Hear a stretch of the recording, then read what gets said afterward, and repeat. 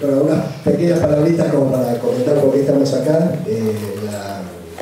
o por qué está Claudio acá, por qué está Fernando acá, otro amigo. En realidad esto hoy pensaban que tiene 3 o 4 factores que son los que hicieron que hoy podamos estar acá nosotros, no tanto yo sino Claudio. Que primero tiene que ver con la universidad pública.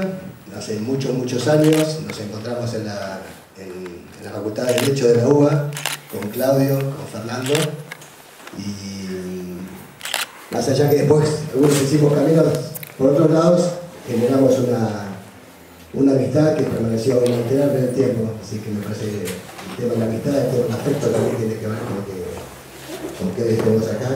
El otro es la buena predisposición, porque esto arranca. En realidad el año pasado fuimos a visitarlo a Fernando, que está viviendo en Puerto Madryn en ese momento, así que en el Avistaje de Ballenas generamos la posibilidad de que venga Fernando a hablar sobre derecho al consumo acá en la Asociación de Abogados, con la gente de la asociación. Bueno, Fernando tuvo buena predisposición y se generó esta charla que, aprovechando que venía Fernando, también venía Claudio, entonces le pregunto a Claudio, che, sabiendo que está en la facultad acá de comunicación y de periodismo, ¿te parece que podría ser? Primero le pregunto a él, ¿te parece que podría hablar algo? Me dice, si a alguien le interesa lo que puedo decir, no tengo problema. Así que me contacté con María y con Gabriela de la facultad, la rectora y vice, y la verdad que con la mejor disposición aceptaron al toque, me pusieron en contacto con Nicolás, y bueno, después ya generaron la línea directa con Claudio, así que re buena predisposición también tiene que ver con esto. Y lo último que también tiene que ver con esto, el gran poder de convocatoria que tiene un asado, que les prometí a estos dos. Todavía no lo vimos. Pero ya va a ser, así que va a ser algo. Uno hizo 1000 kilómetros y el otro casi 400. Estamos todos invitados. Sí, obvio. Ya es todo público.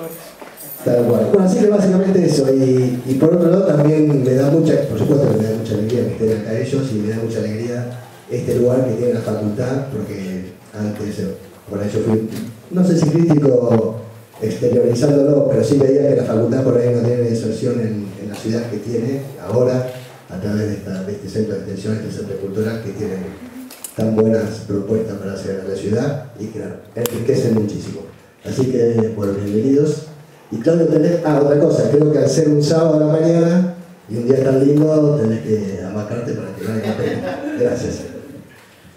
Bueno, en primer lugar, agradecerle a Germán por la gestión y por hoy contar con la presencia de Claudio, en nombre de todo el equipo de gestión de las facultades sociales. Me toca la parte formal de presentar quién tenemos acá, a Claudio Jacqueline, que se desempeña como columnista político en el diario La Nación, lanación.com, y en el canal de televisión La Nación Más, en los programas Destino, PM y Más Info. Es socio fundador del Foro de Periodismo Argentino, FOPEA, y entre 2014 y 2018 fue prosecretario general de la redacción de La Nación. Así que hoy nos está presentando la charla El periodismo político en tiempos de crisis, de medios, auge de redes y grietas. Seguramente mucho por decir al respecto. Muchas gracias.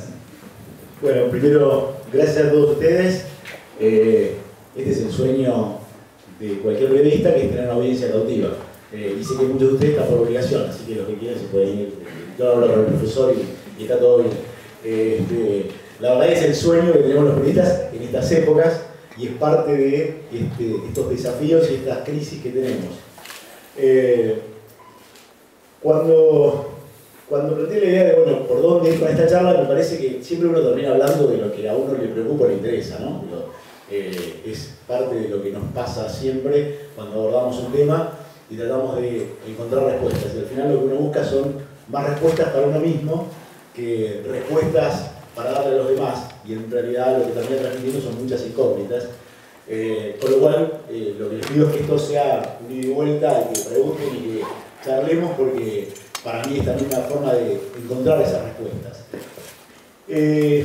Cuando todo el periodismo en tiempos de crisis de medios, auge de redes y grietas, casi como es decir, uy, qué cantidad de problemas que tenemos.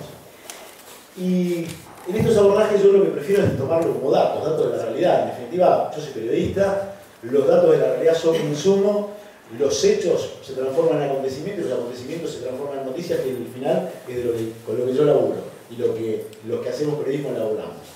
Con lo cual lo que trato es de verlo desde esa perspectiva, son los datos con la realidad con la que me muevo. Y pensando en eso, siempre me acuerdo de el año 84, empezaba a hacer palotes en el periodismo, y con unos amigos se nos había ocurrido hacer un piloto para un programa de radio. Y en ese piloto, una de las cosas que fuimos a hacer fue, casi en un día como hoy, ir a la Feria del Libro, que era la primera Feria del Libro en democracia, del año 84. Entonces fuimos a preguntarle a los escritores, la pregunta era, ¿qué es escribir en democracia?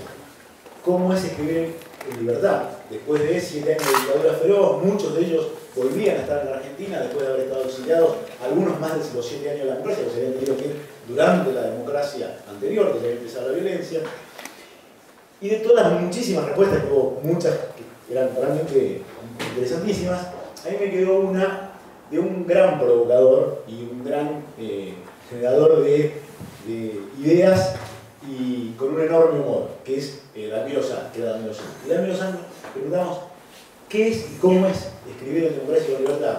Y el tío Dalmiro nos dijo, jodidísimo, pibe, jodidísimo. Claro, ¿por qué? Porque cuando uno tiene un enemigo, siempre es más fácil.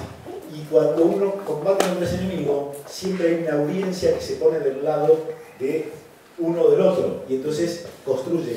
Y la ironía, digo, sí, uno quiere que claramente había una ironía ahí, obviamente en dictadura no se puede hacer nada, pero desde ese lugar, desde esa perspectiva, para mí me pareció muy movilizador que él dijera, y es jodidísima la libertad.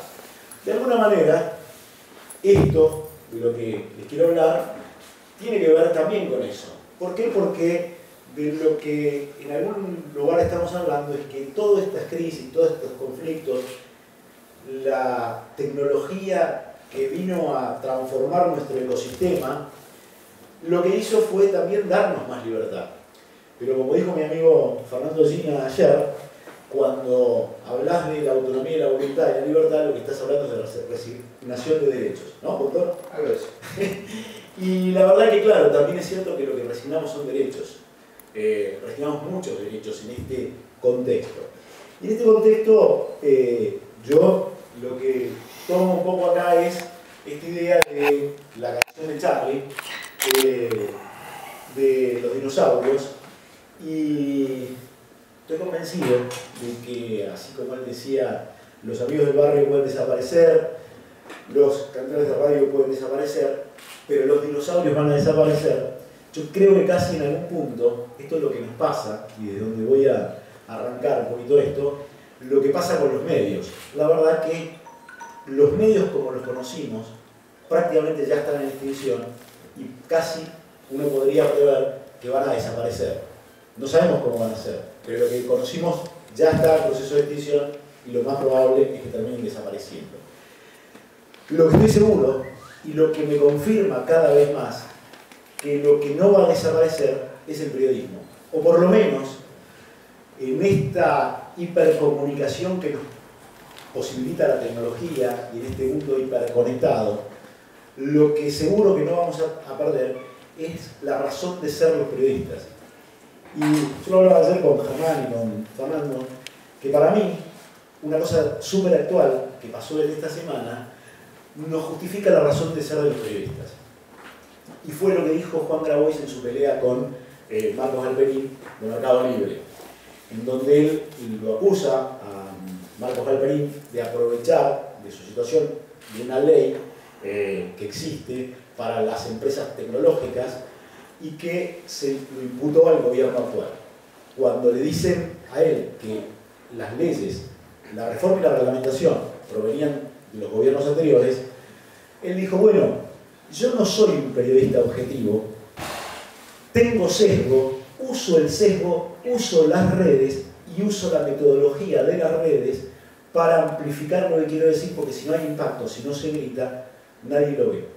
Y me pareció genial. Nos dijo, ¿por qué existimos los periodistas? Porque existimos y tenemos que existir para tratar de salir del sesgo, porque tenemos que existir para tratar de aproximarnos lo más posible a la verdad, para chequear la información, para llevar un poco de orden a este enorme desorden que genera toda esta superabundancia de información, para tratar de evitar el impacto por el impacto mismo, porque en definitiva para eso hay muchos otros y que además es su profesión y está muy bien que lo hagan y que aprovechen eso para llamar la atención, para que la gente les preste atención, y está bárbaro, pero nosotros vamos a hacer otra cosa. Y nosotros lo que tenemos que tratar es de chequear la información, darle racionalidad, analizarla, no hacer lo que hacen todos en las redes. Entonces, yo la verdad que le agradecí mucho a Juan Grabois porque nos dio una lección de periodismo por la negativa. Y es muy positivo que esto nos pase. Y creo que esto tiene mucho que ver con lo que nos ha pasado en los últimos años. Lo que nos ha pasado, lo que definió Julio Blanc, periodista de Clarín que murió el año pasado, como periodismo de guerra. Que muchos lo consideraron una admisión de lo que había hecho Clarín. Y es cierto, y era así, que era lo que estaba diciendo Julio, pero también era ir más allá, era lo que se había hecho en un contexto, y era perder estas nociones básicas y elementales de lo que el periodismo debe ser. Cuando Juan Grabois dice periodista objetivo, yo no creo en la objetividad, es más, descreo de la objetividad, no hay objetividad en el periodismo, pero sí lo que creo, y sí lo que milito, y sí lo que propongo, es que la neutralidad periodística. Lo que Miguel Ángel Bastenier, que fue el director de la maestría de periodismo del diario El País y en la Universidad Autónoma de Madrid, llama en su libro El Blanco Móvil, que se lo recomiendo porque sigue teniendo mucha vigencia, aunque ya tiene más de 12 o 13 años, y él llama la neutralidad. Esa búsqueda desde corrernos de lo posible, de todos los prejuicios, para llegar lo más cerca que podamos a lo que fueron los hechos. Siempre sabiendo que a la verdad no se llega nunca, pero que la verdad es una pretensión a la que no podemos resignarnos a no buscarla. Y ese es el camino, y eso es lo que tenemos que hacer los periodistas. Entonces, cuando entramos en el periodismo de guerra, perdimos esa búsqueda de la neutralidad. Sé que en estos días ha estado en cuestionamiento de la neutralidad, yo la sigo reivindicando para el periodismo, porque si no, somos combatientes, militantes de alguna idea, pero no buscadores de los hechos, de lo que ha pasado, de lo que hay detrás. Entonces, yo sigo reivindicando ese lugar de la neutralidad. Y de ese periodismo de guerra que nos marcó los últimos 12 años, pasamos en los últimos 3 a lo que yo llamo el periodismo de indignación, de irritación, de esa cosa de los indignados que nos tiramos por la cabeza los distintos pasados de cada uno y que todo nos parece tremendo e indignante, en vez de ir a buenos hechos. Porque al final lo que creo es que si terminamos en ese lugar de la indignación, de tirarnos piedra de una vereda a la otra, lo único que vamos a construir es una calle llena de adoquines donde nadie va a circular. Y donde lo único que seguramente no va a circular es alguna pretensión de alcanzar ninguna verdad. Entonces, me parece que en este contexto, donde es tan fácil tirar piedras, porque vuelvo al otro, la tecnología nos lo permite, y donde todos tenemos voces, donde los periodistas perdimos el monopolio de la información, y está bueno que lo hayamos perdido, y es un desafío horrible, por otro lado, y es casi volver a lo de Daniel Los Ángeles decía antes, que es, bueno, hay libertad, y hay una libertad gigantesca, de una capacidad de difusión inimaginable, que nunca imaginamos en la historia, y después, ahora les voy a mostrar algunas cosas de lo que ha sido el ecosistema de medios, de cómo ha ido evolucionando y a dónde estamos. Y hoy tenemos una posibilidad fabulosa, como nunca pasó antes, pero al mismo tiempo que es una amenaza horrorosa, que es que nunca se consumió tanta información en la historia como ahora. Nunca, en la historia de la humanidad nunca se consumió tanta información, pero nunca se pagó menos por la información como ahora. Con lo cual, algo que es costoso, y hablábamos un poquito antes de lo que hoy es lo costoso que es buscar información, para que sea información relevante, para que sea información chequeada, para que sea información que vaya más allá de lo que está en evidencia y lo que está en la superficie, que es a lo que todos acceden y a lo que todos pueden manipular al mismo tiempo. Es muy costoso, lleva mucho tiempo hacer periodismo de datos, hacer periodismo de investigación, es muy costoso. Y hoy el problema es que cada vez la gente paga menos por la información. Y es un problema, sin duda, porque ¿quién va a costear ese trabajo? y el trabajo que hoy está amenazado en muchos lugares. Y no solo está amenazado porque se cierren medios, porque los medios no resultan sustentables, sino que además está amenazado porque por todo eso se precariza el trabajo. Y porque la inmediatez, que es también otro punto del que nos impacta permanente y sostenidamente cada minuto de nuestro día, también nos lleva a que precaricemos el trabajo. Y esta búsqueda del impacto, lo que decía Juan Grabois. Entonces, en ese lugar es donde nos movemos en un horizonte que es muy complejo. Y ese horizonte complejo es el que, de algún punto, y en el periodismo político en particular, nos obliga a reivindicar el periodismo profesional. Ahora, ese periodismo profesional al cual se llega desde un largo proceso de adaptación. Yo decía al principio, somos una especie en riesgo de extinción. Pero como todo, se llega con los procesos adaptativos. La evolución de las especies a lo que nos lleva es a eso. Y en ese proceso, de lo que les hablaba antes, está ese ecosistema de medios que tradicionalmente eran estos: la prensa escrita, diarios y revistas, la radio y la televisión. Con eso, más o menos, a lo largo de todos los últimos 150 años, ni más ni menos, más o menos nos fuimos sintiendo informados, nos fuimos sintiendo comunicados, construyendo democracia, construyendo ciudadanía, que en definitiva es el fondo y el único objetivo que debería tener el periodismo, para pasar a mediados, la segunda mitad de los 90 y principios del siglo XXI, a incorporar lo que fue la Internet 1.0, que eran los diarios online. Se subía el diario. La Nación empezó, que fue el primer diario de la Argentina que tuvo su edición online en el año 95, subiéndola como estaba, en papel, era lo que había.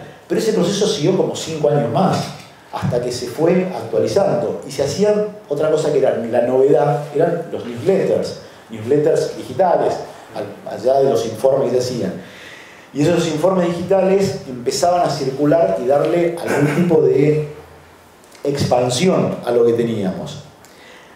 Y después vino la revolución, vino el meteorito de verdad, el grande, el que empezó a llevarse un montón de cosas de las que conocíamos. Los diarios interactivos, Internet 2.0, los blogs, los primeros blogs, hoy ya casi que están en su tercera fase los blogs, y vuelven, y tratan de sobrevivir. La televisión y radio online y on demand, el OTT, digo, esta idea de que, bueno, vamos consumiendo en el momento que queremos lo que queremos y como queremos, y a su vez lo editamos, y somos editores de la información. Cada uno de los consumidores a su vez son editores y son generadores de información. Y tenemos las redes, y con las redes empezamos a interactuar desde otro lado. Y entonces apareció Facebook, que era el grupito de el cara amigo, ¿no? El librito cara para los amigos de la universidad.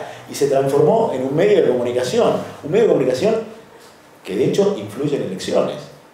Y que influye de manera decisiva, y que influye de manera que discutimos si lo que está ahí, si es la verdad, si no es la verdad. Y que retroalimenta a los medios tradicionales, porque los medios también se retroalimentan con lo que aparece en YouTube, que produce un generador de contenido, que es un individuo, que es una organización, que es una asociación mafiosa, o es cualquiera que se le ocurra hacer cualquier cosa en ese espacio.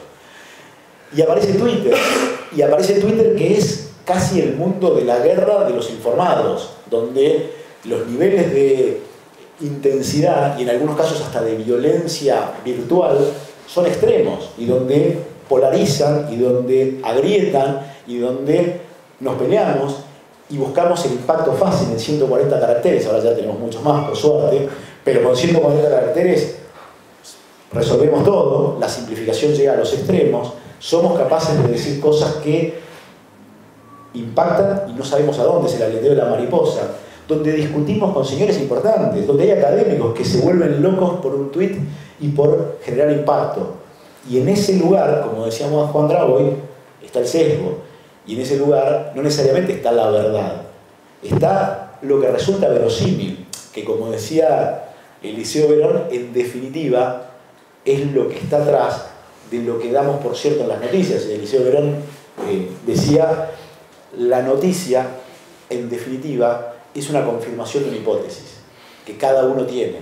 Y esa confirmación de esa hipótesis, esa idea de que, bueno, es algo en lo que yo de alguna manera tengo un principio de creencia, un prejuicio, y eso me lo confirma. Entonces le doy credibilidad porque para mí es verosímil. No sé si es verdad, y ya no importa si es verdad, pero sí es verosímil. Y el verosímil, con la instantaneidad de las redes, importa mucho más que ninguna otra cosa. Y las redes que ya excedieron hasta para lo que fueron pensadas, y es el caso de WhatsApp. Y WhatsApp, que es una red de comunicación individual, hoy permite generar los nodos, los grupos que permiten difundir información, generar noticias, y eso retroalimenta una cantidad de información, de desinformación, de propaganda. De hecho, esta campaña que estamos entrando ahora, en 2019, el gobierno, que son los que más han desarrollado, este gobierno macrista, que son los que más han desarrollado las campañas con el uso de las redes y el mundo digital, los tipos están contentísimos porque pasamos en Argentina de que en 2015, campaña en la que ellos casi se asentaron básicamente en el mundo virtual, pasamos de 15% de penetración del 4G, lo que nos permite transferir datos, imágenes, a casi el 80% de cobertura. Es decir, casi todos los electores de este año van a estar con la posibilidad de recibir y de transmitir información. Y por eso está esto que en algún momento se conoció por ahí, de lo de Marcos Peña, de convertirnos en vietnamitas, guerrilleros de la información, generando nodos de 10, 15 personas que conozcamos en WhatsApp, el grupito de mamis y papis, pero ya extendido a todo, para hacer campaña política, para hacer propaganda, en definitiva. Contra eso, o con eso, tenemos que convivir o tenemos que combatir, porque todo el tiempo, todos ustedes están recibiendo una cantidad de información infinita. Tan infinita que hoy hay un estudio de Eugenia Mitzelstein, que es de la Universidad de San Andrés, que dice que el 80% de la información a la que se accede, de información periodística me refiero, se accede de manera incidental. Es decir, como están todos ustedes ahora, y más de una vez a lo largo de esta charla lo estarán haciendo, con el teléfono mirando algo. Importante, bueno, qué sé yo, lo que en ese momento pintó, sonó el vibrador y me puse a mirar, y de ahí me fui y enganché y empecé a bajar, y hice el scrolling y seguí, y de pronto me encontré con una noticia que era interesante. Pero antes había visto que mi mamá me preguntaba si hoy que es sábado voy a ir a comer a la casa, si mi novia me decía que anoche me había ido demasiado temprano y que había pasado, y después, parece que la historia esta del diputado y su asesor no era una historia pasional y ahora estamos cambiando la información. ¿Y qué pasó? Y no sé, ¿quién era el diputado? Bueno, esto es lo que hacemos y así nos vinculamos con la información hoy. Este es el mundo en el que estamos. Y este es el mundo en el que estamos los periodistas. Los multitasking. Lo que tenemos que estar haciendo todo el tiempo. Tenemos que estar mirando los impresos. Tenemos que estar mirando 2 o 3 o 4 pantallas al mismo tiempo. Porque pasan un montón de cosas. Tenemos que estar escuchando la radio, los podcasts, y lo que alguien nos está mandando por el teléfono que nos está diciendo si vamos a hacer o no vamos a hacer, y la hora de cierre que no existe más, porque la hora de cierre son minuto a minuto. Este es el mundo en el que convivimos y en el que tenemos que estar preparados para actuar. Pero en definitiva, no es muy diferente de lo que pasaba, ¿no? A mí me encanta esta foto que muestra que a principios del siglo XX, una lista de gente esperando probablemente el tranvía, que está leyendo los diarios. Y hoy, esta gente, haciendo tiempo para algo, está mirando la pantalla. Claro, ¿cuál es el problema? Que hay no tienen la suerte, como tengo yo hoy, de tener una audiencia cautiva, porque están compitiendo contra todo el ecosistema anterior, que todo el tiempo los está bombardeando y todo el tiempo están mezclando cosas que parecen verosímiles, cosas que son ciertas y cosas que no sabemos y que tampoco nos interesan, que además las olvidamos al instante. Y la instantaneidad también nos lleva a construir escenarios de realidad que tampoco sabemos cómo son. Y son con los que nos manejamos, son los que nos hacen tomar decisiones.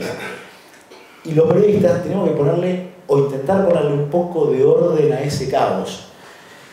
¡Qué magnífico! Y yo insisto que ese caos me parece fabuloso, pero competimos contra eso. Y competimos, sobre todo, con algo que los gobiernos, desde siempre, pero no casualmente, en lo que va del siglo XXI, los 3 gobiernos que tiene la Argentina del siglo XXI, de distintos signos, con distintas formas de aproximación a los medios y a la comunicación y a los periodistas, los 3 hicieron, intentaron hacer y profundizarán más adelante lo que siempre quisieron hacer pero que ahora lo pueden hacer, que es romper la mediación. Y básicamente todos los procesos, sobre todo populistas, si algo lo que han hecho es establecer el vínculo directo entre el líder y el pueblo, la ciudadanía. Y en eso se basa, y digo populista como sustantivo, no digo como adjetivo. Y es solo a título de decir cómo es una forma de construcción de vínculos políticos. Y nada más porque tiene mala prensa. Y no porque sea populista, sino porque prefiero mantenerme en el lugar de la neutralidad, de no condenar en este caso nada. Pero si algo hay es eso, la no mediación, la ruptura de la mediación. Y esa ruptura de la mediación, que en algún momento, en los gobiernos particularmente de Néstor y de Cristina, fueron muy a construir el adversario en los medios, o en algunos medios en particular, en esta etapa se pasó a la fase 2.0, vendría a ser que es la de ignorar a los medios, es puentear a los medios, descalificar a los medios por la ignorancia. Digo que es gran parte de cómo comunica hasta que llegan las crisis y siempre pasa lo mismo y los medios vuelven a adquirir centralidad y los periodistas volvemos a adquirir centralidad y los periodistas volvemos a ser los culpables de muchas de las crisis de lo que está pasando. Inexorable, siempre pasa. Ojalá la Argentina no nos depare todos los días una crisis y ojalá podamos discutir desde otro lugar cuál es el vínculo entre el poder político, económico, etcétera, y los periodistas y los medios. Pero esto, en algún punto, es lo que nos pasa. Y esto nos pasa porque, poco como conclusiones, porque lo que ha habido es cambio de hábito en el consumo de la información, por los dispositivos, los lugares, el tiempo, la fuente, y nuestro tiempo, en definitiva. ¿Por qué peleamos? Peleamos por el tiempo. O sea, estamos todo el tiempo. Y cada vez, todos ustedes, todos nosotros, todo el mundo tiene el tiempo más ocupado. La verdad es que tener tiempo libre en esta época es maravilloso si conseguís tenerlo, porque siempre tenés algún motivo para tenerlo ocupado y siempre tenés algo a mano, aún donde estés en el lugar más remoto. Casi hoy es imposible no estar de alguna manera conectado y estar en algún punto ocupado. Y ocupado, pongámoslo entre comillas, pero es así.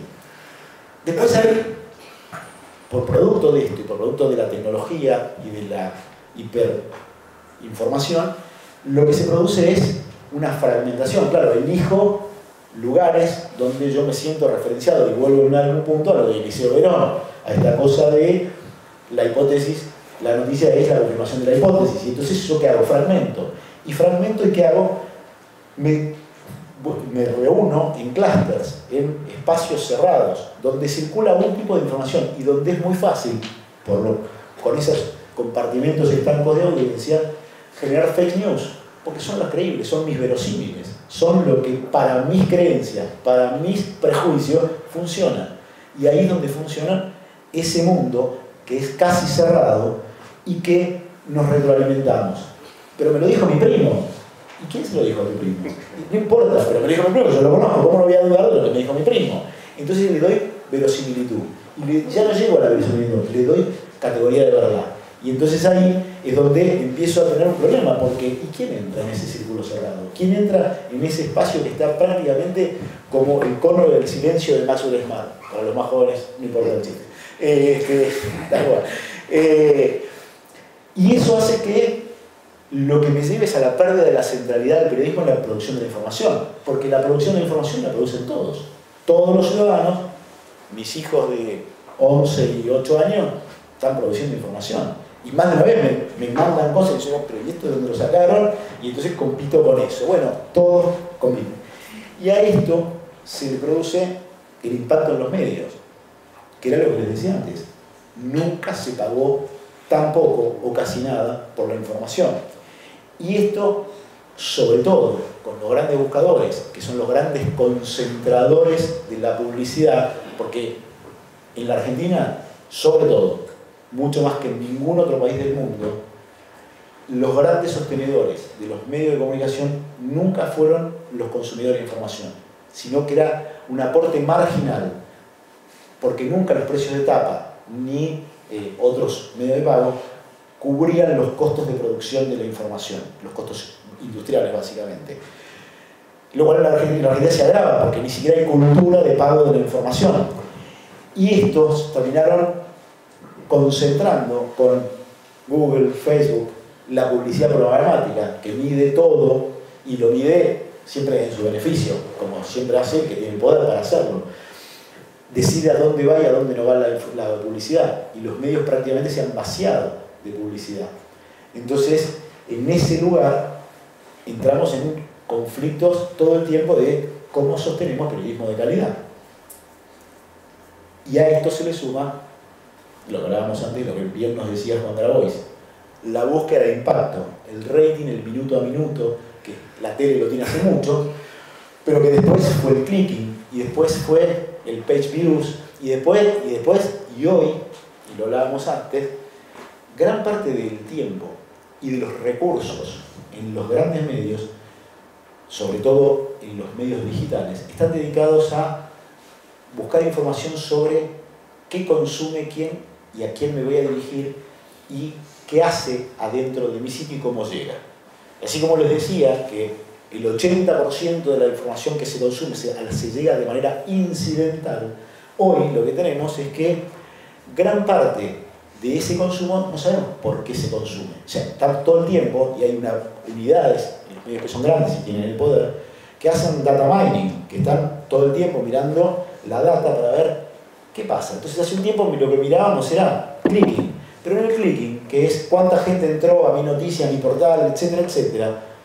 Ahí, si yo solo me fijo por eso, primero voy a tener algo distorsionado, porque llego por muchas cosas, porque estoy mirando el teléfono, hice clic y entré. ¿Y cuánto duré ahí adentro? Medio segundo, porque no me interesó, porque me fui por equivocación, con lo cual me está distorsionando lo que yo estoy haciendo. Entonces, ya el clicking, y además nunca voy a competir, si además lo que me preocupa es competir por la publicidad, nunca voy a competir en clicking con Google, ni con Amazon, ni con Mercado Libre, ni porque la gente va ahí para consumir una infinidad de cosas que no le va a dar un medio de comunicación. Entonces yo ahí no tengo competencia. Entonces, ¿qué hago? Bueno, voy a otra cosa. Entonces armo lo que se llaman scores, que es ¿qué está pasando? ¿Qué está pasando adentro de mi sistema? ¿Para qué vienen? ¿Cómo vienen? ¿Cuántos entran de lo que se llama de manera orgánica? Es decir, los tipos que entran porque entran a mi sitio. Los tipos que entran por SEO, es decir, por buscador.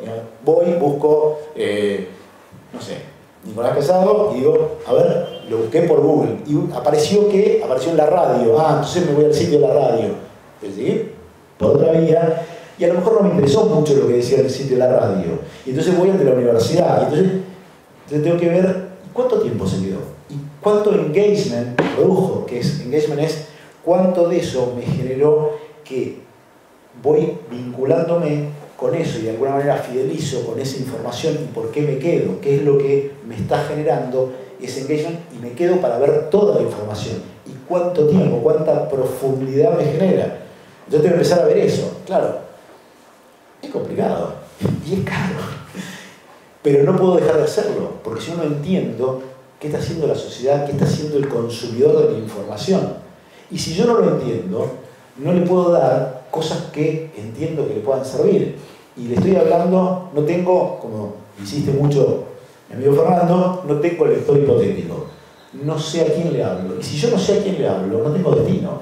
Porque no tengo ni audiencia, ni tengo identidad, ni construyo ningún sistema de comunicación donde tengo interrelaciones. Bueno, con esto tengo mucho trabajo que hacer y tengo que gastar plata. Y tengo que gastar plata en tecnología. Las redacciones cada vez más tienen tecnólogos, gente que viene de otros mundos, de la matemática, de la ingeniería, que desarrollan los dispositivos para que estén aptos para que lo que yo cuento, explico, digo, muestro, se vea de la manera que se tiene que ver. Digo, cuando empezábamos a ver en los teléfonos, en los smartphones, que fue la super revolución de todo, lo que nos cambió todo, en general, la mayoría de los portales no eran responsive, es decir, no adaptaban la pantalla, o sea, lo que trasladaban era la pantalla del desktop al dispositivo, con lo cual se veía horrible, se veía por la mitad, la foto quedaba en una foto alargada, otra foto quedaba cortada, leer era imposible, había que hacer un scrolling que era insoportable, y hoy lo que tenemos es que esos dispositivos están todos adaptados. Bueno, para eso hay que generar layout, generar capas abajo de tecnología que me soporten todo eso y que me permitan trasladarlo de una plataforma a la otra y producirlo todo el tiempo, ilimitadamente, 7×24. Pero esto no vino solo, porque como les decía al principio, y como un poco es las 3 ítems de la charla, esto se dio en un contexto particular, que en la Argentina fue exponencial, como creció, que fue el periodismo de guerra. Esta locura donde no solo estábamos expuestos por la dinámica que estaba pasando en los medios de comunicación y en los ecosistemas de medios en todo el mundo, sino porque en la Argentina se agravaba. Y se agravaba, y hoy sigue pasando, y son las consecuencias que tenemos, que es alterar los criterios de noticiabilidad. Digo, esto de cuál es la relevancia, cuál es la importancia, cuál es la sorpresa, cuál es lo novedoso, digo, todos los criterios de noticiabilidad que todos más o menos conocemos, hoy han cambiado. Muchos están vinculados con la relevancia de los hechos ad hominem, es decir, referidos a una persona o a un espacio. Y un poco tiene que ver con lo que yo le decía, lo del periodismo de indignación y de irritación, lo que escuchamos todo el tiempo. La culpa de la Argentina es lo que hizo el peronismo. La culpa de la Argentina es la oligarquía. Y los oligarcas son estos. Y entonces, decimos, pero a ver, ¿qué construimos? ¿Cuáles son los hechos? Está bien, el peronismo es culpable, ¿por qué? ¿Cuáles son los hechos que llevaron a esta conclusión? ¿Qué es nuestro laburo? La oligarquía es culpa de, hizo esto. Bueno, a ver, despejemos, limpiemos el camino. Ahora, todo esto es bárbaro, funciona. Digo, escuchemos, si miramos el rating de la tele, se concentra hoy, el canal de noticias más visto es C5N. Y por una razón, porque tiene una identidad en la que confluye gente que piensa igual. Y en ese lugar concentra la mayor cantidad de gente que piensa igual. Y en la radio, por el otro lado, más del 50% de la audiencia se concentra en Radio Mitre. Y cada vez más escuchamos en algunos periodistas, algunos de los que yo respeto mucho, o respeté mucho, y a los que de alguna manera consideré maestros, como la foto que puse de Alfredo Leuco, el tipo al que yo quiero, pero la verdad es que cada vez lo escucho menos, porque su periodismo es ad hominem, es a la descalificación por el lugar que representa y en el lugar donde está parado. Y la verdad, eso para mí no es información ni es periodismo. Entonces, esto es lo que nos pasa. ¿Y qué hacemos? Polarizamos la audiencia. Y al final, la opinión pesa mucho más que los hechos. Y por eso dije, y no casualmente, que yo hablaba de populismo como un sustantivo y no como un adjetivo, porque los adjetivos valen más que los sustantivos. ¿Y por qué? Porque tienen impacto también, entre otras cosas, como decía bien Juan Grabois. Y entonces tenemos que han pasado algunos periodistas de investigación a estar en esta dicotomía entre periodistas de investigación y francotiradores de la palabra, tipos que usan algún tipo de investigación para pegarle a alguien en particular, no para hacer una investigación periodística de temas que son relevantes más allá del lugar de donde yo estoy parado o al medio al que pertenezco. Y al final, como dice Sabina, ruido, mucho ruido, puro ruido. Y lo que hacemos es destruimos ciudadanía, destruimos democracia, destruimos el periodismo, que es, en definitiva, lo que a mí me preocupa. Y siempre recuerdo,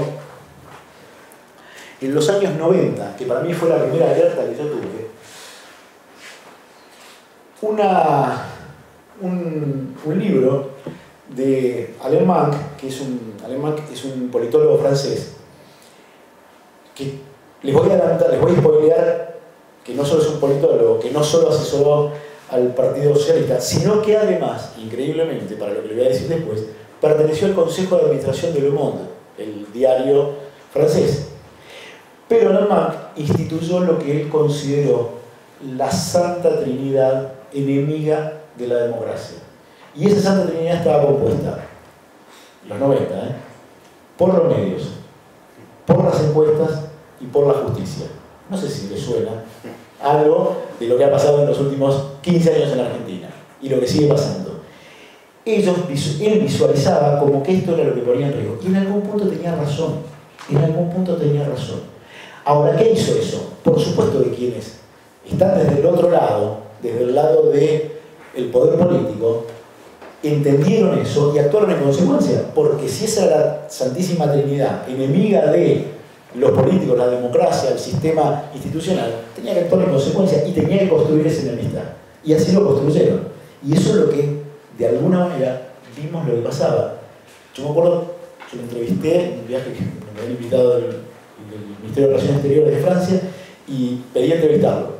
Y el tipo era, y una de las preguntas fue esta, el tipo la verdad que tiene una cabeza superior.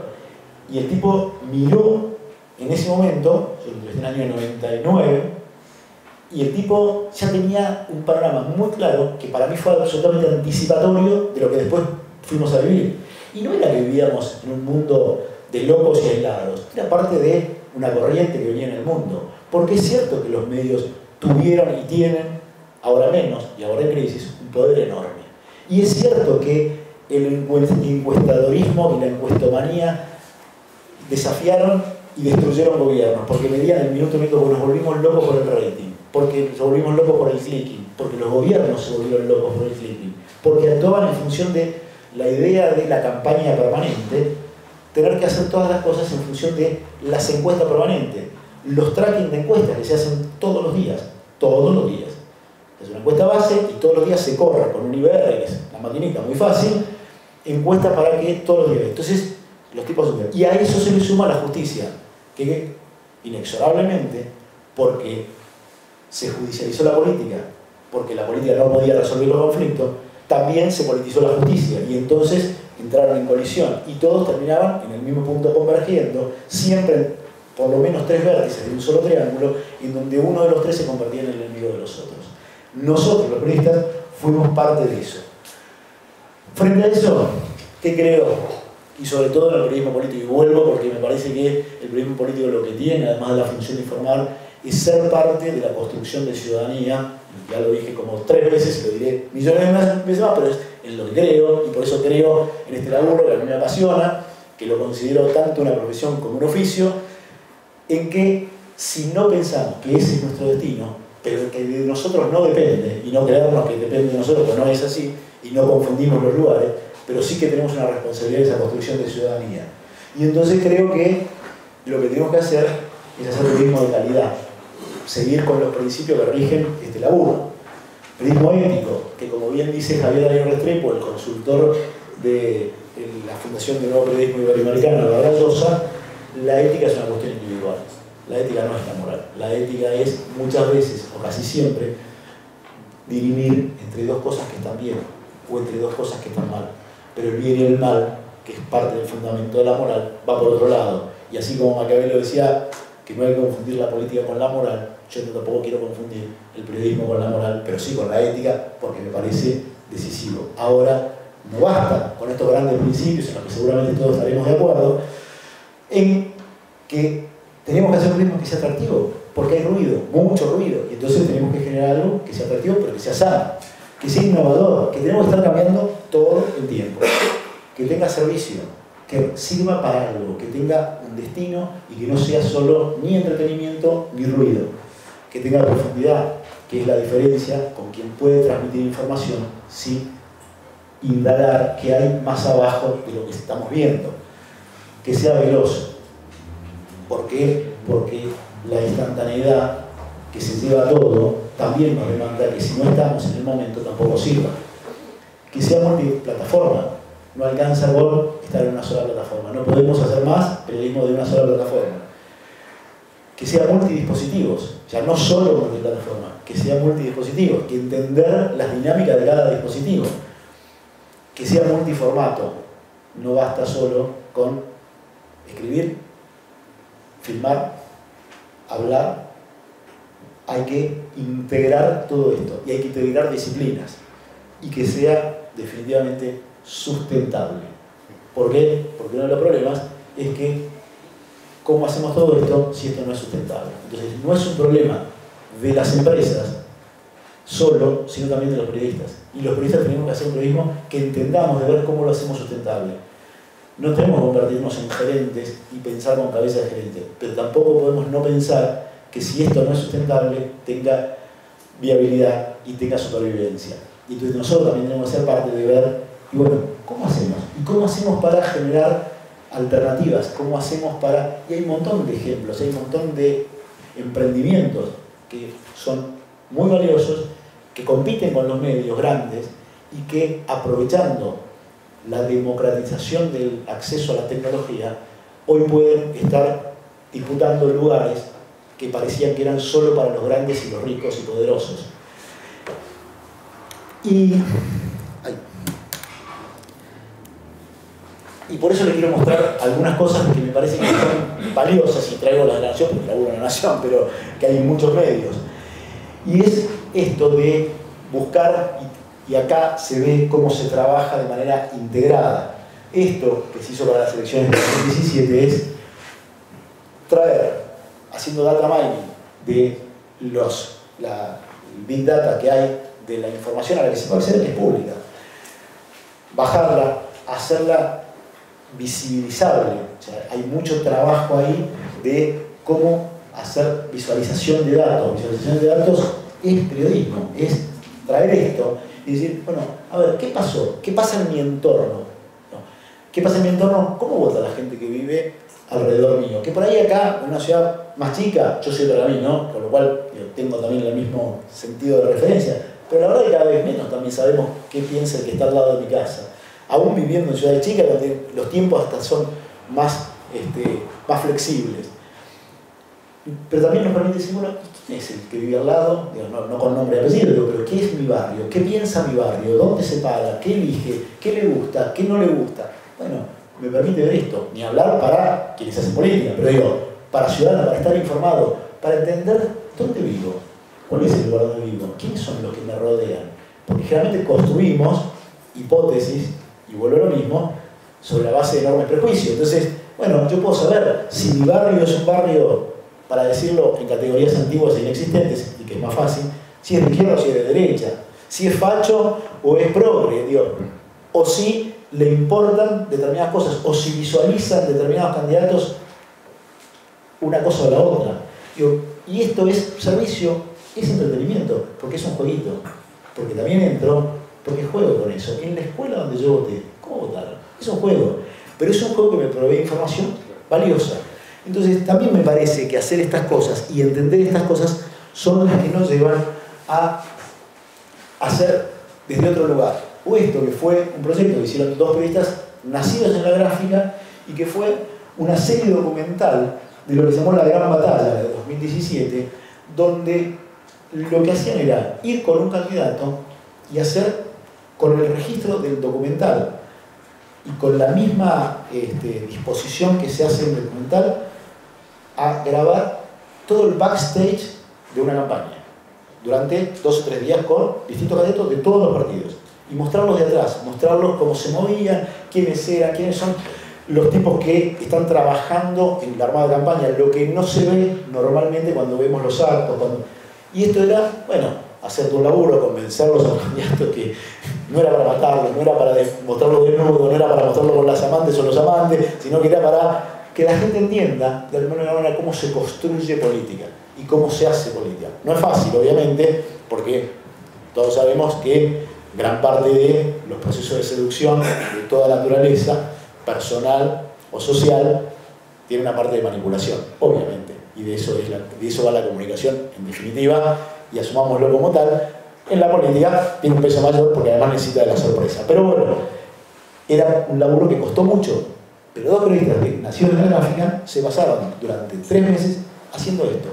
Y la verdad que lo que uno permite ver con esto, y tiene millones de cosas criticables, mejores cosas que se pudieron hacer mejor, nos mostró a casi todos los espacios que compitieron en la provincia de Buenos Aires en 2017, que era la gran batalla por el territorio de la provincia de Buenos Aires, mostrarlos desde el lado adentro, viajando en la van de un acto al otro, hablando con el tipo que montaba el escenario, hablando con el tipo que hacía las pintadas, saliendo una noche a hacer pintadas.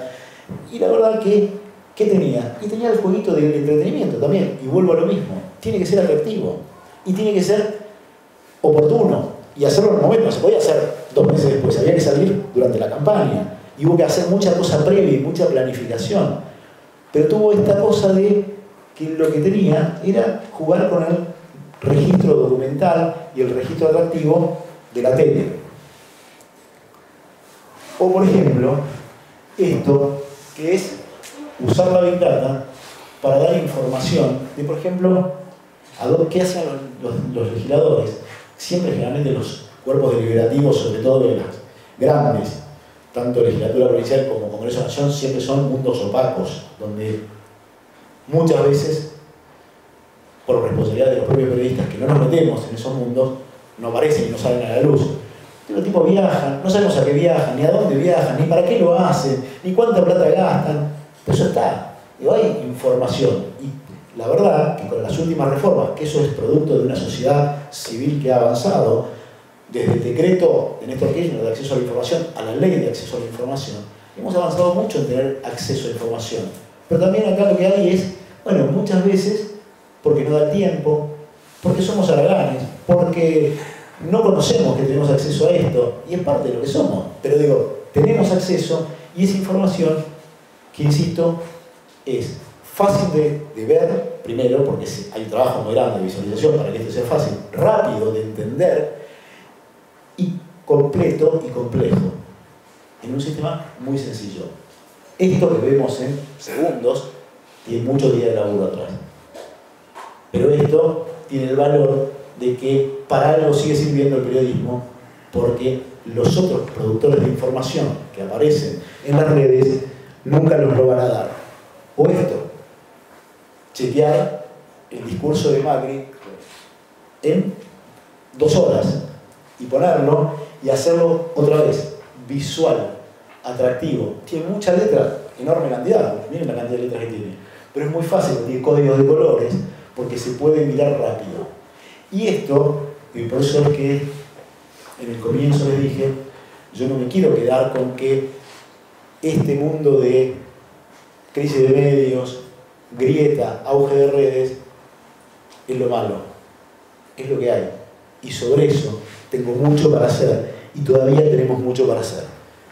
Básicamente, esto es lo que quería compartir, esto es lo que quería contarles, para que abramos una charla. Yo creo que sigue siendo, como dijo García Márquez, la profesión más hermosa del mundo.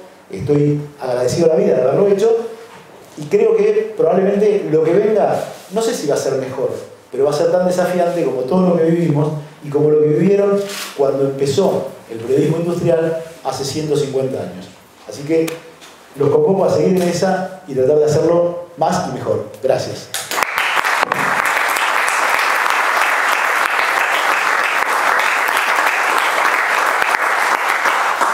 Abrimos un espacio de preguntas, si quieren, quien se anima a empezar.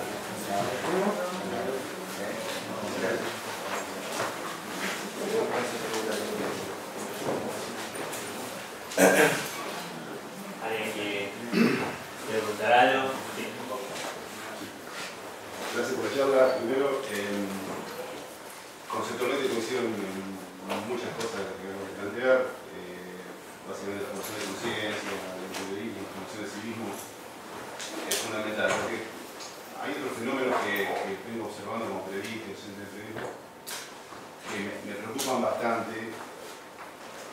mencionás la caída de la pauta publicitaria, que es crucial para los medios. Un gran componente de la caída de pauta publicitaria ha pasado por ser una caída de pauta privada. Y es mucho más viscoso revisar qué ha pasado con la pauta pública. Si vos recordás, no, esto no lo digo solo por nación, también por hacer no solo por nación. Y me viene bien el perfil tuyo, como el de Fernando Ruiz, que también ha hablado de otras cosas, porque él tiene sí una gran preocupación evidente, y en las estadísticas que presenta, por el futuro de la profesión. Los números son malos acerca del futuro de la profesión. La tendencia son todas malas. Todas. Está atravesado todo el periodismo, desde el Nacional, desde la Nación Clarín, hasta el último medio online de todo el país, con una altísima dependencia de la pauta pública. Hoy, si estás enfrentado con el poder político, es prácticamente imposible hacerte ver. No puedes sustentarlo. Ahora, este fenómeno es observable, digo, bueno, lo puedes observar en los números internos, en el cambio de tendencia, en las relaciones de los medios con el poder político, en el tipo de estrategia que se mueve, el discurso. Lo que me parece más preocupante, digo, sea cual sea la posición de cada medio respecto a esta ecuación, es una variable, es una ilusión que hay que tenerla en cuenta. Lo que a mí me preocupa es que este debate está mucho más dado por fuera, hoy es una oportunidad de darlo, más fuera que por dentro de las redacciones. Y me parece que esto FOPEA también tiene un rol que cumplir. Si vos tenés medios que hoy son muchísimo más dependientes de la pauta pública que hace 15 años, lo que a mí me preocupa es cuáles son las estructuras internas de las redacciones respecto del control de esto. No te pones en gerente, digo, pero sí podés revisar tu propio discurso, porque a la luz de esa influencia corres el riesgo de dos cosas. Primero, estar construyendo verosimilitudes sesgadas. No te digo que estés pegando siempre a uno, pero es posible. Pero que estés construyendo estas verosimilitudes, estas posibles confirmaciones de hipótesis de Verón más hacia uno que hacia otro. Que en redes la basura y la fake news que está dando vuelta sean más duras o más fáciles de tener impacto en uno sobre el otro, porque lo que los medios no perdieron para nada es la capacidad de edición. Hoy están más limitados en la producción de toda la información que circula, pero en la verificación, lo resumo en la tapa, en eso de dar corte a aquel individuo y a aquel individuo de su individuo, funcionar como una especie de escribanía pública, esto existe y esto no, han perdido mucho menos poder que en la producción de información. Toda esa fake news tiene un efecto, pero la tapa del diario es la tapa del diario. Digo, y voy a la pregunta puntual. ¿Cómo estamos construyendo dentro del periodismo estructuras internas de control del discurso para saber de qué estamos hablando y no dar este debate desde afuera? Porque digo, el periodismo lo sabe, digo, esto sabe cuál es la tendencia. Me preocupa como formador periodista. Si vos hablas con Fernando te va a llegar estadísticas. Si vos hablas con Julio Blanc, pues te decía, vos sos docente de periodismo político, vos le dijiste a tus alumnos que no van a tener laburo. Lo decía esa chica, pero es que es así. Sí, a ver, a mí ese libro me preocupa por los futuros puestos de trabajo. Totalmente. A ver, primero, tengo otra mala noticia en realidad, que es que ni siquiera los medios amigos están a salvo. Digo, ¿por qué? Porque lo que vos vas viendo, y sobre todo en los últimos 2 años, es una reducción de la pauta publicitaria oficial drástica, enorme. Y están poniendo mucha plata en redes, por el contrario. Por lo mismo de esto de romper la mediación, porque al final de la cuenta, salvo medios que dependan excluyentemente de algo, de un solo canal de soporte, al final los medios no resignan a perder la audiencia. Digo, porque aún los medios que hacen medios militantes, si no tienen audiencia no sirven de nada. Entonces, si al final perdés la audiencia, no puede ser. Entonces, en algún punto te vas a enfrentar con el poder político. Es inexorable. Porque la gente no quiere el boletín oficial. El primer lugar es eso. Y ellos lo saben. Entonces, como lo saben y como tienen otros vehículos para poder hacer difusión, publicidad o propaganda, cualquiera de las 3 cosas, lo usan y cada vez más bajan la pauta publicitaria. La pauta publicitaria se ha reducido de manera drástica. Insisto, aún con los medios que no podían ser amigos. Y por otro lado, también está distorsionada la medición de la pauta porque se está pagando, y si vos lo ves, por ejemplo, en medios que son críticos o opositores de este gobierno, uno ve que por ahí tiene una pauta bastante alta. ¿Es real? No, no es real. ¿Qué están haciendo? Compensando deudas impositivas o previsionales. Porque como hay una ley que les compensa la pérdida de la evasión en términos impositivos o previsionales, lo que hacen es que se lo pagan con publicidad. ¿Se entiende? Entonces aparece, o sea, tiene el medio la obligación de poner publicidad del Estado. ¿Está paga esa publicidad? No está paga. Simplemente le están condonando deuda. Entonces, también es distorsivo. Y sí insisto, y sí creo, y sí comparto, que sí es parte de nuestro laburo empezar a pensar en qué hacemos con la sustentabilidad de los medios. Y que no es un tema ni de las empresas, ni de los gobiernos, pero sí es un tema que tiene que ser un debate. Y en algún momento deberá darse un debate, porque es inexorable, de si los medios son parte de las democracias modernas, si deben ser parte de algún tipo de institucionalidad que soporte en los medios. Deberá ser un debate y habrá que darlo, porque si entendemos que sin periodismo no existe la posibilidad de una información rigurosa, amplia, con todas las cosas que ponemos para que sea una información valiosa para la ciudadanía, bueno, entonces deberemos pensar si las democracias hacen algo por eso, o si al final son parte de la destrucción de ese sistema. Entonces, bueno, me parece que es parte de un debate que habrá que dar. Yo no tengo una respuesta, porque siempre cuando entras en ese lugar, bueno, entras después en los riesgos de las regulaciones, en los riesgos de los climas y los aires políticos de época, etcétera, etcétera. Pero creo que al final, y en este proceso donde estamos, donde el horizonte es siempre lejano y nublado, y el arco cada vez está más lejos, en algún lugar esa discusión la tenemos que dar. Entonces me parece que también parte de los debates que deben darse dentro de las democracias habrá que incluir esto. Y debemos ser los periodistas en algún lugar, los medios en otro, los políticos en otro, digo, las universidades, todos los que son actores de este mundo donde nos movemos, ser parte de decir, bueno, che, si hagamos un debate con esto y pensamos qué hacemos, porque así como estamos, las amenazas son enormes. Y a lo mejor será buscar sistemas de fundraising, de financiamiento público, de crowdsourcing, de lo que sea. Digo, habrá que pensar y buscar, y habrá que también innovar para eso. Pero sí, yo comparto. Es parte de un desafío gigante y que nos tenemos que poner a pensar. Sin que sea una diferencia, ¿cómo le fue con el muro de tapa? Con la suscripción. Sí. Mirá, dos cosas. Una, la Nación tuvo unos problemas enormes tecnológicos, tuvo un proceso de adaptación muy malo tecnológico el año pasado sobre todo. Hizo 2 o 3 cosas que estuvieron muy mal, porque aparte hizo un cambio tecnológico que funcionó mal. Y las suscripciones, digo, suscribirte a la Nación es casi, te diría, más difícil que ponerte para una beca en la NASA. Digo, yo creo que aplicar una vez en la NASA es más fácil. Y al tipo que, pobre tipo, quiere ir y pagar, le pegás en la cabeza, es difícil, es una cosa de locos. Con lo cual, hay que tomarlo con pinzas. De todas maneras, a lo largo de un año, de suscriptores netos, o sea, tipos que fueron a suscribirse, no que pasaron de que eran Club La Nación y tenían el print y que se pasaron, los suscriptores netos nuevos son alrededor de hoy ya deben ser, con el y medio, deben ser 90.000 hoy. No está mal, digo, la verdad que no está mal. Ahora, claro, ¿cuál es el precio? El precio es la 10ª parte de lo que te costaba pagar el print todos los días, ¿no? Pero está bien, es cierto, vos tenés un costo de producción que es más bajo, de verdad. Pero la realidad es que también es muy barato. Entonces, la barrera de acceso hoy en realidad la tenés menos por la plata que por la mala tecnología, que ese es el otro problema.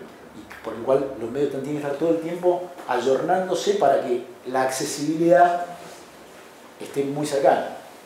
También cuesta plata, pero si no lo haces, tenés el problema que tenés así. Entonces, hoy, digo, de hecho, por problemas más tecnológicos que de contenidos, y está probado, y lo tuvo, el año pasado La Nación perdió en SEO, en búsqueda por buscador,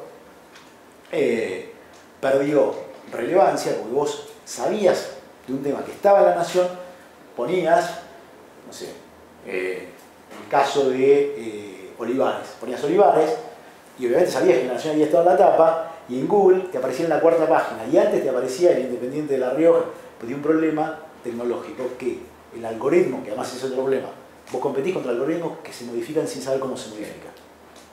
De hecho, a mí me pasó que yo estaba haciendo una presentación hace 2 años en SIP Connect y presentando actualizaciones e innovaciones que habíamos hecho. Ese día, ese mismo día, estábamos en Miami, ese día Facebook comunicó que había modificado el algoritmo de Facebook para sacar las noticias y privilegiar todo lo que eran las vinculaciones interpersonales. Había tipos que habían llevado presentaciones de sus alianzas y cómo iban a trabajar para que Facebook sea más visual, y agarrar la presentación y tirar la basura porque se querían matar. Que ese es el problema. Estás todo el tiempo compitiendo contra eso. Entonces, bueno, también es otro problema y tienes que estar muy actualizado para eso. Y ese es otro de los desafíos.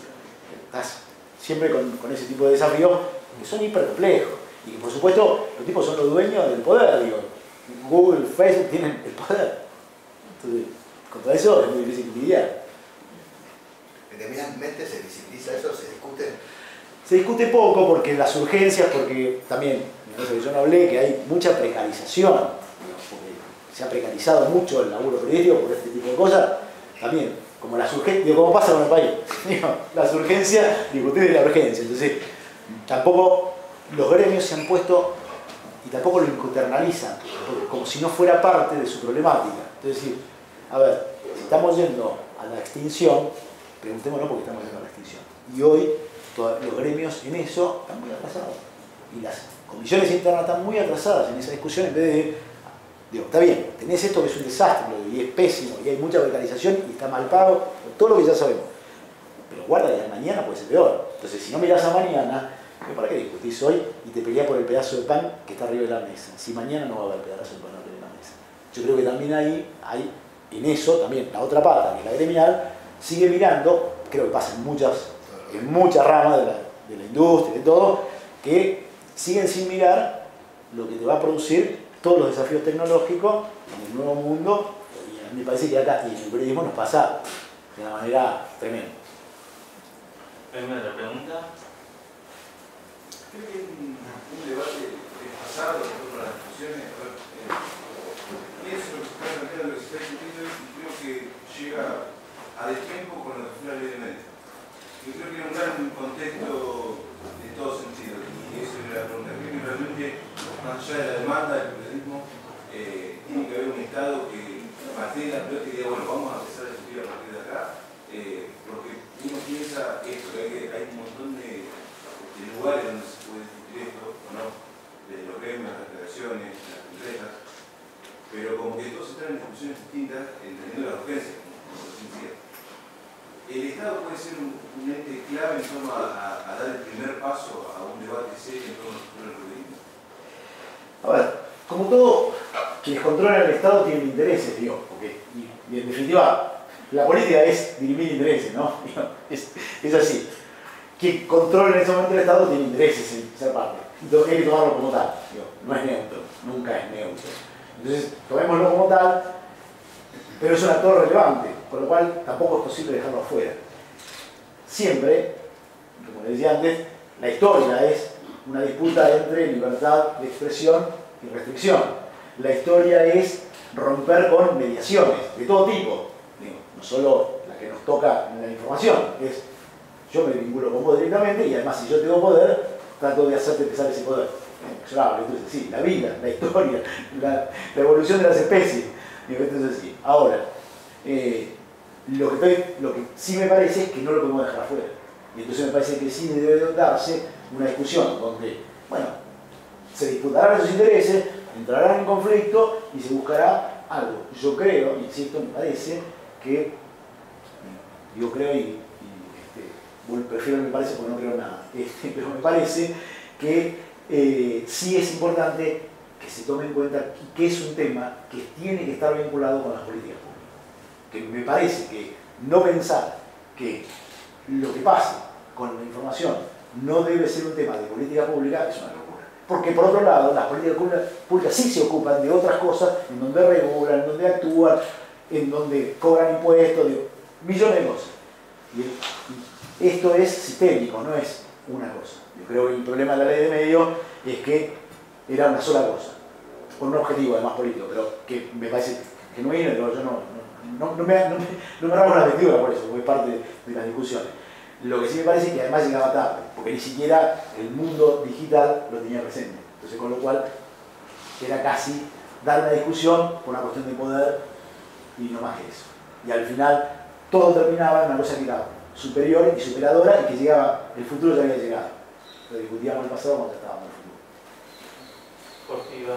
Sí, hay una imagen del periodismo, de las películas de periodismo de la década del 80, 90, que era que la persona que hacía una super investigación o tenía la super noticia mandaba el video que hacía la CNN y de que se emitiera cambiaba todo. Ahora me parece que pasa, por ejemplo, la investigación de Amorín sobre los aportantes truchos y eso, que se hace periodismo como solamente para los convencidos, de un lado o del otro. ¿Hay posibilidad de romper eso? ¿Cómo se llega o cómo es el debate de la persona que solamente quiere escuchar la noticia que quiere escuchar? A ver, yo creo que al final de la cuenta los diques se terminan rompiendo. Digo, porque el debate, digo, lo que produjo Amorín, digo, supongamos que estaba sesgado y que tenía un interés y que trabajaba por un medio que tenía un interés y que estaba sesgado. Todo bien, pero al final terminó siendo un tema. Y al final terminó siendo un tema que se instaló en todos lados y donde los medios no lo pudieron ocultar. Entonces, les habrá llevado más tiempo, menos tiempo, habrán puesto en duda, habrán tratado de verificar, habrán tratado de ocultarlo. Sí, pero ¿sabes qué? En un momento fue tema. Y cuando el tema es tema, no lo podés ocultar. Podés tapar el cielo un ratito, pero al final el sol es más grande. Y me parece que al final esas cosas terminan pasando. Difícil, no en la medida de lo que uno deseara, en esto de que hay un problema de audiencias polarizadas, segmentadas, donde no quieren escuchar, que es otro problema. Y es el problema.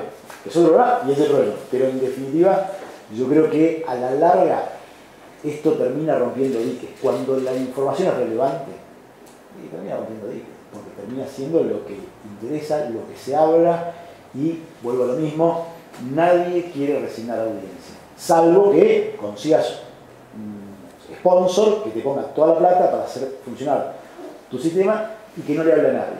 Pero bueno, está bien, puede ser. Pero la verdad que se tendrá otro objetivo, pero no será ser relevante en términos de impacto, conocimiento, difusión, qué sé yo. Sí, pasa, pero son nichos. ¿Alguien más que quiera consulta? Teniendo en cuenta este nuevo periodismo, las nuevas tecnologías, ¿cómo se hace, no? Y pensando en el futuro, crear nuevos medios y que esos nuevos medios sean sustentables, pueda ser un trabajo seguro, digamos, ¿no? Mirá, yo creo que hay que mirar mucho lo que se ha hecho con distintas cosas, y ahí está lleno de startups, como todas las startups tienen mucha mortalidad al nacer. Digo, eso pasa, pues parte de así son las startups. Pero hay muchas, y hay muchos fondos que andan dando vuelta. De hecho, para mí un modelo en la Argentina, por novedoso, fue por ejemplo lo que hizo un medio que se llama Redacción, el tema digital, que lo hizo Chani Guyot, que fue el secretario general anterior de la Nación, y el tipo lo hizo buscando financistas privados y fundaciones. Y de hecho acaba de ganar un grant de una fundación, creo que de Estados Unidos, que pone para producir para un medio que es de acceso masivo, que por ahora no tienen previsto que ellos vayan a cobrar, y que tienen 3 años, presupuesto para sostenerlo durante 3 años. Bueno, digo, es buscar ese tipo de cosas, buscar partners, socios, qué sé yo, que puedan, y pensar en algo que por supuesto tenga que ser disruptivo, novedoso, digo, para hacer lo mismo que hacen todos, nadie te va a poner plata. Pero si pensás en hacer otra cosa, digo, o por ejemplo, para mí, que es un buen ejemplo y es muy interesante, es lo que hizo la Universidad de San Martín con Anfibia. Digo, yo podría estar de acuerdo con algunas cosas o no, pero la verdad que irrumpió de manera muy disruptiva con cosas que tienen mucho valor. Y hay cosas que sí están sesgadas, está bien, pero tampoco pretenden no serlo. Y la verdad que me parece un buen ejemplo. Lo financia la Universidad de San Martín. Bueno, es un financiamiento de alguna manera público, para hacer otra cosa. Y lo hicieron para integrar periodistas con gente de las ciencias de otras ramas, y de las ciencias sociales y de las ciencias duras. Y la verdad es que está bueno, para contar cosas, para difundir, para hacer proyectos distintos. Hicieron el año pasado, Cristian Alarcón hizo lo del periodismo performático. Digo, y me parece que está bueno ir explorando eso y ver, bueno, a ver dónde hay. Y yo creo que en este mundo donde hay mucha gente que por distintas razones quiere ser buena, o para ser buena, que es mejor que serlo, hay gente que está dispuesta de pronto a poner plata para hacer algo distinto. Y pasa con muchas startups no solo de contenido, digo, de cualquier otra cosa, el tipo que pone en plata, dice, bueno, si esto funciona, pongo $10.000 y a lo mejor dentro de 2 años vino, y si vos mirás, y en otro mercado, y en otro contexto, pero me parece que son ejemplos para verlo, porque se reproducen en muchos lugares, en Estados Unidos hay por lo menos 10 medios que hoy son tanques, empezando por el Huffington Post, y pasando por The Voice, Vice, miles, que nacieron como startup, que terminaron comprándoselo los grandes medios, Zulu, hay un montón que han hecho esto y que empezaron con 3 pibes que consiguieron $10.000 para comprar las cosas básicas y después o se lo compraron los grandes medios o consiguieron un financista o consiguieron darle escala para que eso sea un negocio. Bueno, yo creo que esas cosas es también para ser parte de entender cómo está funcionando este mundo y que así como yo lo pongo para mostrar en algo parecido, hoy proliferan las encuestadoras. ¿Por qué proliferan las encuestadoras? Porque comprar una máquina de IBR cuesta $5.000. $5.000, nada. Entonces, están llenos de encuestadoras, por supuesto. Algunas, o muchas de esas, se van a morir pronto, porque no son fiables, porque no son capaces de ponderar bien los datos, porque no tienen conocimiento, porque son para operaciones, millones.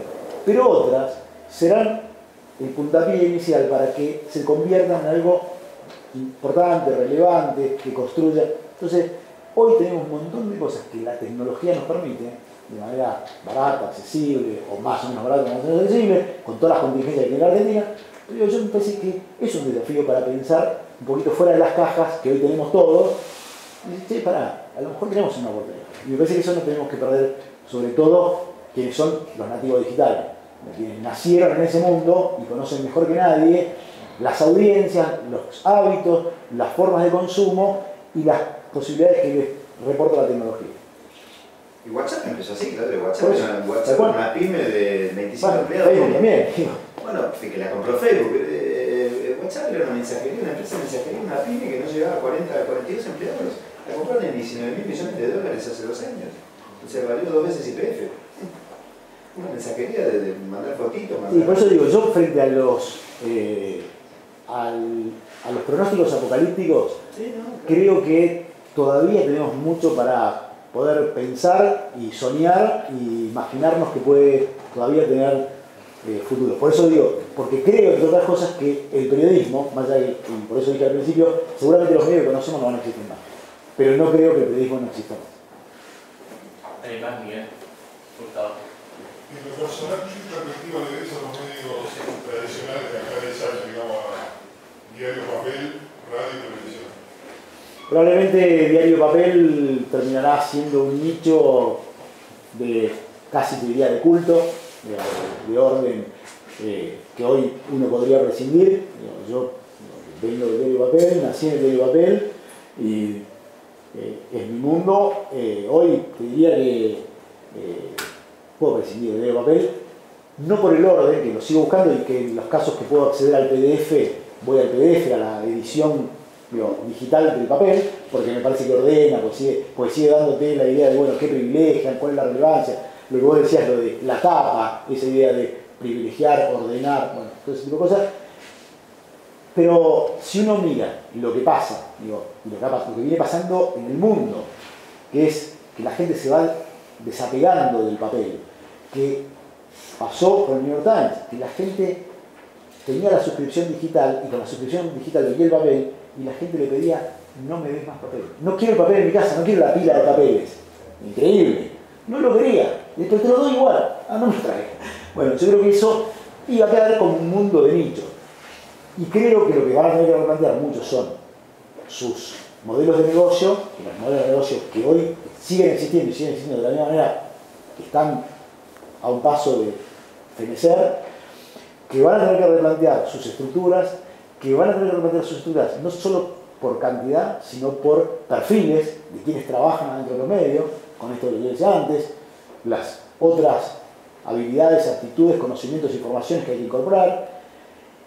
Entonces, todo eso me parece que uno tiende a pensar que en los 10 años próximos lo que hoy conocemos quedará muy poco, muy probablemente muy poco.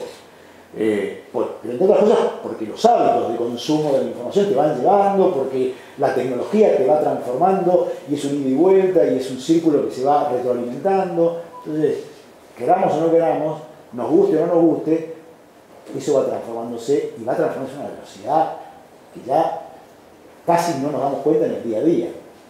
Creo que eso va a cambiar y me parece que lo que va a cambiar también ni siquiera es si existe o no existe el print. Si van a seguir existiendo la home de los medios como las vemos ahora, cuando la mayor parte de la información, y como les dije, vuelvo a ese dato, del 80% es acceso a la información de manera incidental, viendo otras cosas, y obviamente también probablemente nos tengamos que desacostumbrar a esa cosa deconstruida de la noticia vista desde otros lugares y entrando desde otros momentos y de otros lugares. Es probable que tampoco sigan existiendo y sigan existiendo como soporte, como lugar de registro, que sigue existiendo el boletín oficial, digo, más allá de la necesidad de la ley, digo, sigue existiendo porque en algún punto hay que tener un registro y eso que se ha perdido mucho, y Twitter es un problema, digo, de hecho para la historia, para cuando haya que reconstruir parte de la historia de estos últimos 5 y los próximos 10, vamos a tener un problema enorme porque no hay registro de los timelines de Twitter. Y como vemos, hay un señor que se llama Donald, que vive en Estados Unidos y que es capaz de desatar una guerra mundial con un tweet. Entonces, son cosas que, y vamos a tener que revisar qué hacemos. Porque parte hasta del registro histórico, vamos a tener que ver cómo lo preservamos. Una última pregunta. Yo, más que pregunta, te voy a pedir un consejo para aquellos periodistas que están formando. Y va orientado a lo que es el periodismo político, más que nada. ¿Cuál crees que es la metodología más adecuada? ¿Algunos tips que nos pueda dar con respecto a entrevistar o conseguir una fuente? ¿Qué pensás? Yo primero que aconsejaría, si tuviera que dar un consejo y si me pusiera en el rol de docente que alguna vez he sido o de editor que he sido, yo diría que para mí lo más importante hoy es que tengas capacidad de manejo de la data dura, el Big Data. Digo, me parece que ahí vas a encontrar una fuente de insumos para producir información de impacto y que no es un commodity, que no es lo que todo el mundo accede y tiene, que va a ser mucho más rico que eso. Y que eso, sin duda, te va a permitir decir cosas novedosas, cosas que nadie ha visto, nadie ha encontrado, y que seguramente lo que eso te va a hacer muy fácil es llegar a la fuente. Porque cuando la fuente se vea contra los hechos ineludibles de la data, te van a querer hablar. La fuente per se no te va a querer hablar nunca, si no le conviene. Es así. Digo, vos te expondrías, ponete del otro lado, vos te expondrías a contar tu vida con tu novia para que salga en un medio, ni pedo. No me la cuentes, yo no vi ni pedo. Y que te hagan un título que no es el que vos vas a querer, obviamente, porque eso no depende. Porque si no vas a hacer un portal de propaganda, pones un aviso en el diario. Pero si vos querés, bueno, lo que tenés que hacer es obligarlo.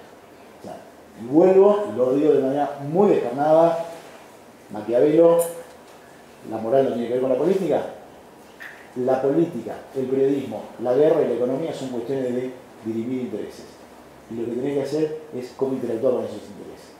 Digo, no es el deber ser ni lo que está bien. Digo, sí tiene que estar presente en cada una de las cosas que hagamos, pero no se resuelve por eso. La gente no hace que las cosas pues están bien. El hombre no es un actor racional y no es patriota, por naturaleza, ni es bueno. Entonces, desde el lugar que tenemos que hacer, y además tenemos que descubrir miserias y cosas que la gente quiere ocultar o que no quiere que se vea, ¿cómo tenemos que hacerlo? Teniendo poder. Empoderarnos, como dice mi amigo Fernando, pero empoderarnos con conocimiento, porque es la única manera que lo vamos a hacer. Entonces yo diría, si yo te diría un consejo es, y métete a manejar mucha tecnología, mucho Big Data, mucho conocer otras formas de contar, porque eso te va a permitir que quien sea tu interlocutor y quien sea tu fuente estén mucho más cerquita de vos que lo que hoy están, porque va a ser una buena. Me parece un muy buen cierre, así que le agradecemos, Claudio.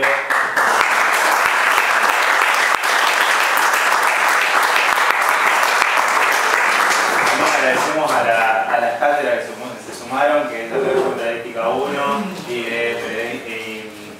Periodismo Político y Económico, a agradecer a los docentes que nos acompañaron para poder también estar acá hoy y a Bueno, yo les agradezco a ustedes, la verdad, la oportunidad, porque para mí es un momento para poder también repensar lo que hago, lo que hacemos. Así que, la verdad, gracias por la participación y gracias por permitirme a mí también pensar.